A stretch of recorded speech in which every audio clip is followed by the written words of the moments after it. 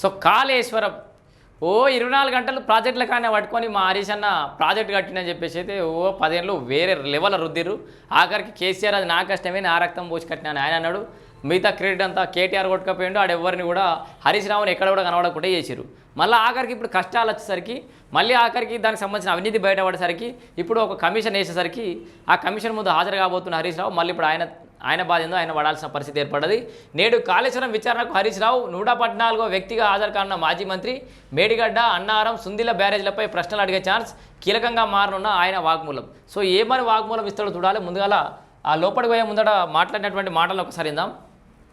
ముందుకు వెళ్ళి ఇంతకాలం కాంగ్రెస్ పార్టీ చేస్తున్న దుష్ప్రచారాలన్నీ కూడా వివరించి వాస్తవాలన్నింటినీ కమిషన్కు తెలియజేస్తాం. సో మా దగ్గర ఉన్నటువంటి పూర్తి సమాచారం అన్ని విషయాలను కూడా కమిషన్ దృష్టికి తీసుకువెళ్తాం. గత కొంతకాలంగా కొంతమంది వ్యక్తులు కొన్ని పార్టీలు వాళ్ళు ఉద్దేశపూర్వకంగా బీఆర్ఎస్ పార్టీ మీద రాజకీయ కక్షతో బురద జల్లేటువంటి ప్రయత్నం చేస్తూ ఉన్నారు.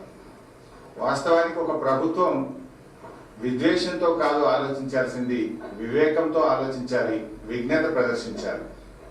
కానీ నేడు కాంగ్రెస్ ప్రభుత్వం విద్వేషంతో రాజకీయ దురుద్దేశంతో మా మీద బురద జల్లాలని ఇవాళ రాష్ట్రానికి అన్యాయం చేస్తున్నారు. ముఖ్యంగా రైతులకు అన్యాయం చేసే ప్రయత్నం చేస్తూ ఉన్నారు. నేను ఒకటే కోరుతా ఉన్నా, విజ్ఞత ప్రదర్శించండి, వివేకంతో ఆలోచించండి. ఈ రాజకీయాల కోసం తెలంగాణ రాష్ట్రం యొక్క నీతి హక్కులను కాలరాయొద్దు అని చెప్పి ఈ ప్రభుత్వానికి హితవు పలుకుతా ఉన్నాను.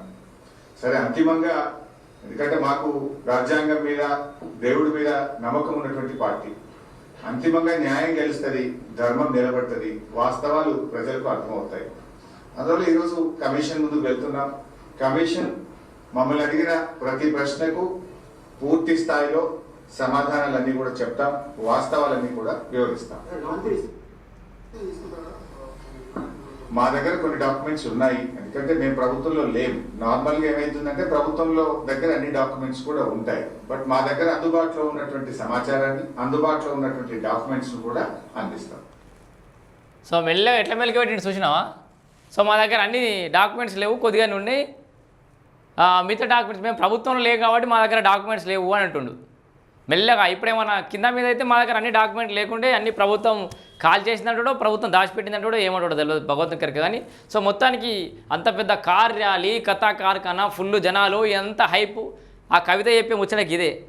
మా కేసీఆర్ బాబుకు విచారణ నోటీసులు ఇచ్చినప్పుడు లేని హడావిడి మిగతా వేరే వాళ్ళకి నోటీసులు వచ్చినప్పుడు ఎందుకు హడావిడి జరుగుతుంది?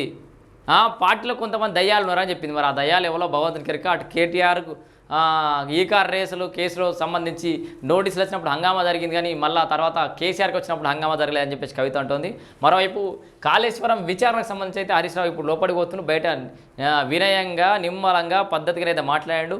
లోపలికి పోయినాక అసలు ముచ్చట ఉంటుంది. మరి అసలు ఆడ ఏం జరగబోతోంది, ఏం ముచ్చట్లు చెప్పబోతున్నాడా, ఆయన చాలా కీలకంగా మారబోతున్నటువంటిది సందర్భం. ఎందుకంటే అహర్నిశలు 18 గంటలు 20 గంటలు అసలు అన్నీ మర్చిపోయి ఆనే ప్రాజెక్ట్ కానీ ఆ తువాల వరుసుకొని పండుకున్నట్టుగానే అయితే ప్రచారం అయితే చేసిరు.